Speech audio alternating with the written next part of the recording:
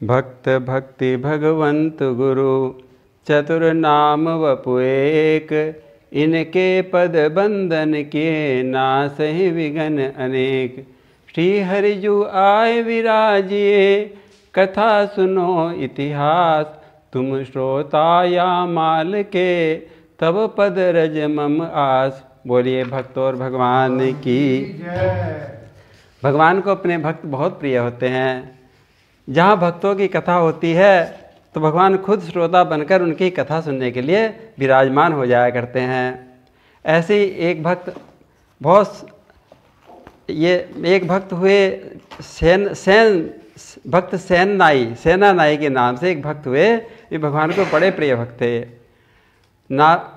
भक्तमाल जी में नाभा जी ने कहा है कि ये सेन नाई जो थे ये भीष्म जी नहीं, जैसे भगवान अपने भक्तों के लिए समय समय पर अवतार लिया करते हैं, इसी प्रकार भगवान के जो परम भक्त हैं, जो भगवान के परिकर हैं, जो वो भी भगवान की तरह ही समय समय पर भगवान की लीलाओं का आनंद लेने के लिए और आनंद देने के लिए, भक्ति के प्रचार के लिए समय समय पर अवतार लिया करते हैं। इसी तरह भीष्म पिता ने भी भगवान की लीला का सुख लेने के लिए कलयुग में सेना नाई के नाम से अवतार लिया था। ये सेना नाई भीष्म जी के अवतार हैं। अब सेना नाई ये एक नाई जाति में उत्पन्न हुए थे। मध्य प्रदेश के राजा राम भगेला के यहाँ उनकी सेवा किया करते थे। राजा की बाल काटना, उनकी तेल मालिश करना, उन्हें स्नान कराना, ये उनका दैनिक काम था। रोज़ यही काम किया करते थे। जो वेतन मिल जाता उसमें अपने घर का गुजारा करते और संतों भक्तों की सेवा किया करते थे। भक्तों और संतों की सेवा में इन्हें बहुत सुख मिलता था। एक दिन राजा की सेवा के लिए सेना नाई घर से निकल पड़े और जैसे ही घर से निकले उन्होंने देखा कि एक भक्तों की मंडली कीर्तन करते हुए उनके घर की ओर आ रही है। बस फिर क्या था, सेन भक्त ने सब संतों को लेकर घर आ गए और उनकी सेवा में लग गए। राजा की सेवा के लिए अपनी ड्यूटी पर जाना भूल गए। उनको घर पे ले आए और उनके लिए भंडारा बनाना शुरू कर दिया और उनकी सेवा करने लगे। उधर बैकुंठ में भगवान सोचने लगे कि मेरा भक्तों संतों की सेवा में लगा है, अब क्या होगा, अब मैं क्या करूं। तभी रुक्मणी जी कहने लगी, हे नाथ, आप किस चिंता में खोए हुए हैं। तो भगवान ने कहा कि मेरा भक्तों संतों की सेवा में लगा है और अब क्या होगा।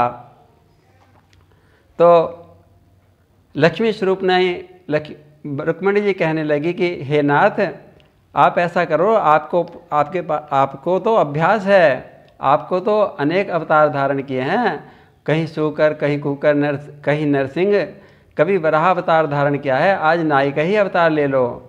आप नाई बन के राजा की सेवा करने के लिए चले जाओ और जो तुम्हारा सेना नाई है उन्हें अपने संतों की सेवा करने दो। भगवान की समझ में आ गया और वो तो नाई बन के चल दिए। अब नाई बनने का तो अभ्यास था नहीं ना भगवान को, तो रुक्मणी जी उनका श्रृंगार करने लगी और उन्हें खूब अच्छी तरह से सजा दिया। कांधे पर छुरी और उस तरह की कैंची आदि का जो उनका बैग था वो दे दिया, हाथ में दर्पण दे दिया और तेल मालिश के लिए एक शीशी दे दी और भगवान तो नाई बनकर सेना नाई के रूप में चल पड़े। और उन्हें याद आ गई और मन ही मन गुनगुनाने लगे, मैं भक्तों के हित कारण ही बहुरूप बनाया करता हूँ। मैं भक्तों के हित कारण ही बहुरूप बनाया करता हूँ। साकेत धाम के सुख को छोड़ पृथ्वी पर आया करता हूँ। साकेत धाम के, सुख को छोड़ पृथ्वी पर आया, करता हूँ मैं भक्तों के हित, कारण ही बहुरूप बनाया, करता हूँ। भगवान नाई के रूप में दरबार के पास पहुँच गए, दरबार में पहुँच गए राजा के, और उन्हें जाते ही प्रणाम किया। भगवान की वाणी का ऐसा प्रभाव हुआ कि राजा तो उनकी वाणी सुनते ही गदगद हो गए। अरे सेना, तेरी वाणी में तो आज अमृत घुला हुआ है। भगवान ने कटोरी में तेल रख दिया राजा के आगे, और जो दैनिक क्रिया थी उनकी तेल मालिश करने लगे। उनकी पीठ पर तेल लगाकर और मालिश करने लगे। आज तो जैसे ही भगवान के हाथ राजा की पीठ पर पड़े तो उन्हें तो आनंद आ गया। भगवान अपने सुकोमल कर कमलों से राजा का मालिश करने लगे। राजा के भाग्य के क्या कहने। राजा बोले, सेना, आज तेरे हाथों में कौन सा जादू उतर आया, बड़ा मज़ा आ रहा है। तभी राजा की दृष्टि तेल की कटोरी पर पड़ी जिसमें तेल रखा था। देखा किरीट को मुकुटधारी भगवान उस छवि में विराजमान हैं। कटोरी के तेल में भगवान की छवि दिखलाई दे रही है। तो राजा चौंक गए और उन्हें पीछे मुड़ के देखा कि किसकी छवि आ रही है। तो वहाँ तो सेनानायक दिखलाई दिए भगवान। किंतु जैसे ही भगवान ने उसकी पीठ पर एक तेल मालिश का एक झटका मारा तो राजा तो खो गए आनंद में और सब भूल गए। और भगवान कटोरी में अपना स्वरूप दिखाकर उसकी तेल मालिश करके उनकी बाल काटकर में तो चले गए। और राजा को कुछ भी नहीं पता चला। वो तो सुख में ऐसा आनंद में विभोर हुआ तो वो तो आनंद में डूब गया। सेनानाई बने भगवान तो राजा की सेवा करके चले गए। उधर अब भक्त सेना को मंडली में जो सेवा कर रहे थे उन्हें याद आया, अरे मैं तो राजा की सेवा में जाना ही भूल गया, आज तो बहुत देर हो गई। जैसे ही संत लोग विदा हुए तो सेना तो चल पड़े राजा की सेवा के लिए और जल्दी जल्दी अपनी सामग्री इकट्ठी करके और उनके दरबार में पहुंच गए। जैसे ही दरबार में पहुंचे तो दरबान पूछने लगा कि सेना अब क्यों आए, दोबारा आप क्यों आए। सेना समझा नहीं, सोचने लगा वैसे ही कह दिया हो गया। जल्दी जल्दी राजा के पास गए तो वहाँ पे राजा ने यही प्रश्न किया कि तुम दोबारा क्यों आए।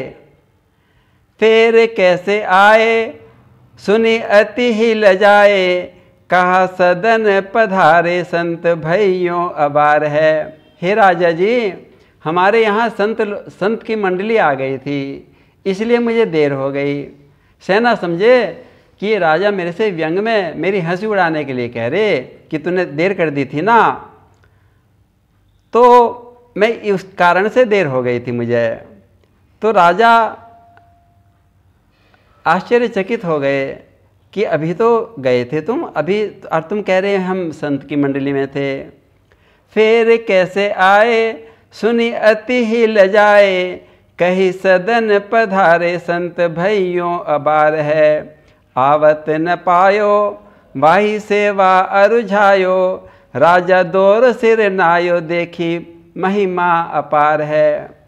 क्या सचमुच तुम संतों की सेवा में थे और जो मेरी सेवा मालिश करके मुझे आनंद में सराबोर करके चले गए वो कौन थे। अरे सेना, मैं समझ गया, ये जो राजा थे ना ये भी भक्त थे। ये भी सेना से कहने लगे, अरे सेना, मैं समझ गया, मैं तो तेरे श्याम सुंदर ही थे जो तेरा काम करने के लिए नाई बनकर आए थे। कटोरी के तेल में मुझे उनकी झलक दिखलाई दी थी, मैं नटवर मालिश करके चले गए और मुझे पता ही नहीं चला। राजा के नेत्रों से आंसू बरस पड़े, टप टप टपकने लगे। राजा सेन नाई के चरणों में गिर पड़े। सेन भक्ति अपार महिमा देखकर राजा सेना नाई के भक्त बन गए और उनके शिष्य बन गए। इधर सेना नाई पछताने लगे मेरे कारण मेरे प्रभु को नाई का रूप धारण करना पड़ा, इतना कष्ट उठाना पड़ा। मन ही मन प्रभु से क्षमा मांगते हैं। भक्तमाल जी में सेना जी के लिए नाभाजी कहते हैं कि ये जो सेना नाई थे, जैसे नई ब्याही गाय को अपने बछड़े का ध्यान रखती है, इसी प्रकार प्रभु श्याम सुंदर सेना नाई के सामने बने रहते थे हमेशा। श्याम रहत सन्मुख सदा, जो बच्छा हित धेनु के, विदित बात जग जानिए, हरि भय सहायक सेन के। ऐसे थे सेना नाई। बोलिए भक्तों और भगवान की जय। और अगली कथा अगले अंक में होगी। आपकी कृपा का बार बार धन्यवाद।